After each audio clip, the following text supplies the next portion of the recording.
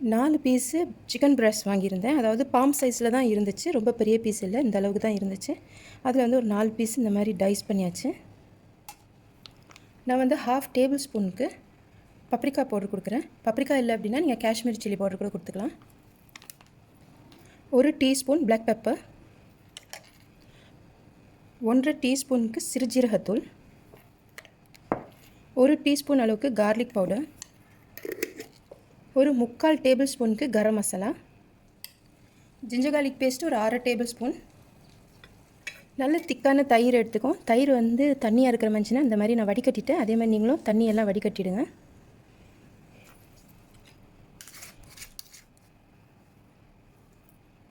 அப்புறம் 1 table spoon அளவுக்கு lemon juice,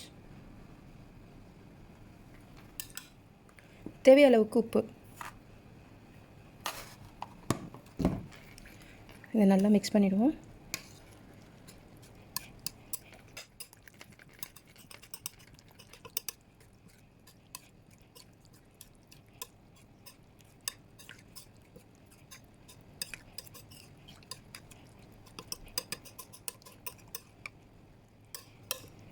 நல்லா மிக்ஸ் பண்ணியாச்சு. ஒரு 30 நிமிஷத்துக்கு மேரினேட் பண்ணியிருக்கட்டும்.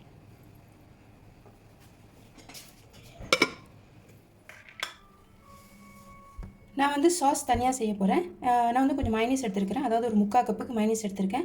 அவகேடோ வந்து நான் அந்த மாதிரி டைஸ் பண்ணி வெட்டி வச்சுருக்கிறேன். இது வந்து இந்த சாஸ் நான் ரெடி பண்ணலான்ட்ருக்கேன். 1/2 டீஸ்பூனுக்கு பெருஞ்சீரகம் தூள். எவ்வளோக்கு எவ்வளோ முடியுமோ நம்ம பெருஞ்சீரகம் சாப்பாட்டில் சேர்த்துக்கிறது ரொம்ப நல்லது. 1 டீஸ்பூன் அளவுக்கு கார்லிக் பவுடர், 1/2 டீஸ்பூன் அளவுக்கு சில்லி ஃப்ளேக்ஸ், ஒரு 1 டீஸ்பூன் அளவுக்கு ஆலிவ் ஆயில். இதை நல்லா மிக்ஸ் பண்ணிக்குவோம். மைனஸில் ஏற்கனவே உப்பும் சீனியும் இனிப்பும் இருக்கிறதுனால நான் வந்து இதில் சுகரோ சால்ட்டோ நான் ஆட் பண்ணலை. ஓகே, இப்போ அந்த இன்னொரு பவுலில் வந்து நான் இந்த டைஸ் பண்ண அவகேடோ, அதாவது கென்யா அவகேடோ. நான் ஏன் கென்யா சொல்கிறேன் அப்படிங்கிறத நீங்கள் நம்மளோட ஷார்ட்ஸை பார்த்துருந்தீங்கன்னா புரிஞ்சிருக்கும். பார்க்கலன்னா பாருங்கள். ஸோ இதில் இந்த சாஸை நான் ஆட் பண்ணுறேன்.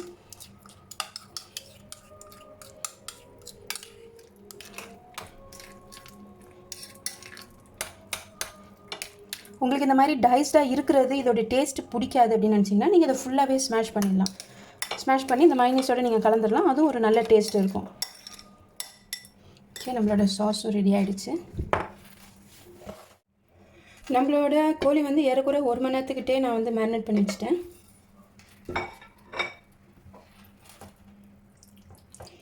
வெல் மேரினேட் ஆகிடுச்சு. நான் வந்து இந்த சாஸ் கொடுக்க போகிறேன், ரோஸ்டட் செசமி சாஸ். இது வந்து நல்லாயிருக்கும். அப்படி இந்த சாஸ் உங்கள் இடத்துல இல்லை அப்படின்னு சொன்னால் நீங்கள் வந்து செசமி ஆயில் கொடுக்கலாம். அதாவது எள்ளு எண்ணெய் இருந்துச்சுன்னா நீங்கள் கொடுக்கலாம். அப்படி ரெண்டுமே இல்லை அப்படின்னு சொன்னால் ஒன்றும் பிரச்சனை இல்லை, இதை நீங்கள் ஸ்கிப் பண்ணிக்கலாம். இது இருந்துச்சுன்னா ஒரு 1 டேபிள் ஸ்பூன் ஃபுல்லாக கொடுக்கலாம்.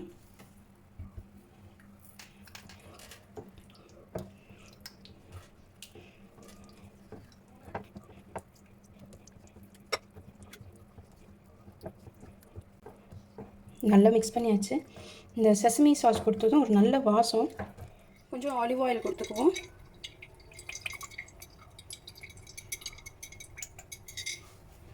சமையலுக்கு யூஸ் பண்ணுற சில்லி பவுடர் கொஞ்சோன்னு கொடுக்க போகிறேன். ஒரு 1/4 பெரிய ஸ்பூன் அளவுக்கு.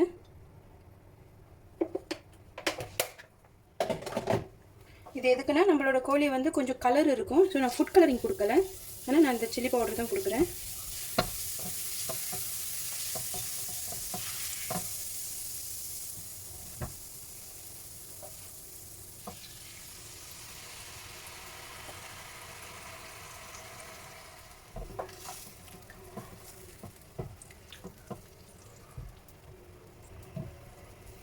கொஞ்ச நேரத்துக்கு ஹை ஃப்ளேம்லேயே வைப்போம்.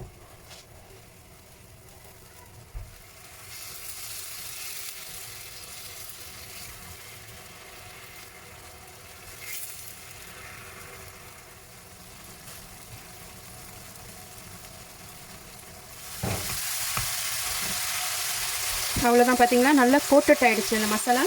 ஸோ இதை நம்ம அப்படியே ஆஃப் பண்ணிடலாம்.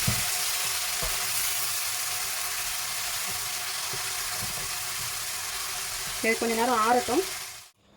இப்போ இந்த ரொட்டி வந்து நான் ஆலிவ் ஆயிலில் லைட்டாக வந்து வாட்டிட்டு வரேன். ஸோ ரொம்ப போட்டு வாட்டாமல் லைட்டாக தான் வாட்டுறேன்.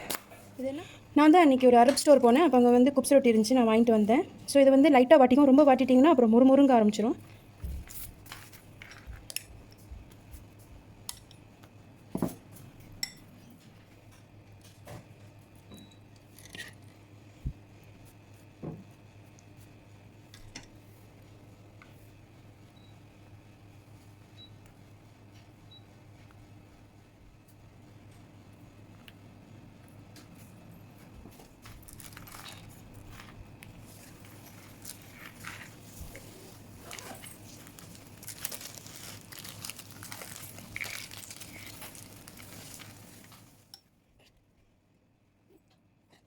அது என்ன ஃப்ரிட்ஜில் இருந்துச்சு ரெடி ஸ்டோர் ஆச்சு.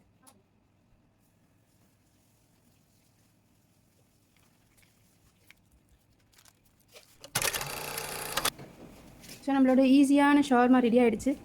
இதே மாதிரி நீங்களும் உங்கள் ஃபேமிலியோடு என்ஜாய் பண்ணுங்கள். Love you all. Take care. Bye.